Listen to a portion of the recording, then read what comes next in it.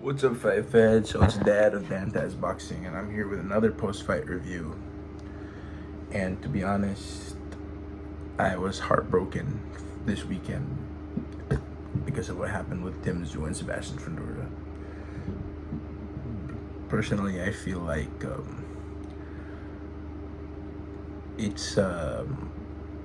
it's a little too much to say that he doesn't deserve to be on our Riyadh season card, and I think it was below the belt for Turkey Al Sheikh to say that Tszyu is whatever for quitting on the stool. And if he deleted a tweet, which it shows he did, then that goes to show that he's following his duties as a professional boxing promoter. But for me, after the weigh-in, I followed Tszyu. I waved the Australian flag, which is on my right, at him, which he signed himself. And he, how do you say this? And he said to me, "And then you," and you can see in one of my shorts. And looking back, those words were for another day, not for July 19, 2025. And I personally feel like Tim should stay in America and perhaps fight the top names like Bohachuk and or Madrimov, because Tim isn't really, he's not a fancy fighter, but he does pack a punch, and he was able to have his turn against Fundora in the fight, despite him losing by technical knockout. Before he quit, he did land a few good shots right on Fundora's face. And I feel like if Tim had better stamina, Fundora would have gone down in the next round. But Fundora used his reach and properly applied it in the fight. But nevertheless, this was not a Shakur Stevenson, Oscar Valdez showdown that we saw. This was not a Mayweather Canelo. This was Tszyu versus Fundora, two fighters trading, and one fighter was simply the better fighter that night. And that was Sebastian Fundora. Props to Tszyu for making no excuses after the fight and just saying that Fundora is a better fighter.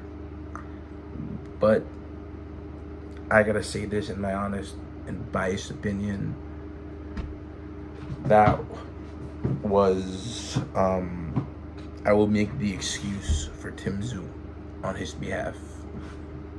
Excuse, he showed up to America 2 weeks before the fight, and I think that this is something he has not done in the past when he's fought in America, and it wasn't the main reason, but it was partially a reason to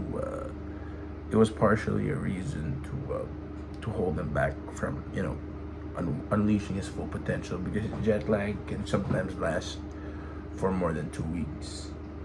It wasn't a reason, but I feel like it could have been part of it. And I talked to Tszyu former opponent Joel Camilleri, and he felt that if it was him, he would have come up a month before. Boxing's an unforgiving sport, and as for Tszyu, he had to, he has to endure a lot of backlash from a lot of boxing fans who think they know boxing just because they see it on TV. But a lot of these boxing fans don't even know boxing aside from Muhammad Ali, Mike Tyson, and Manny Pacquiao. Okay? But as someone who stepped in the ring before, I know how cruel and unforgiving this shit can be. And, I personally feel like Tszyu isn't done yet.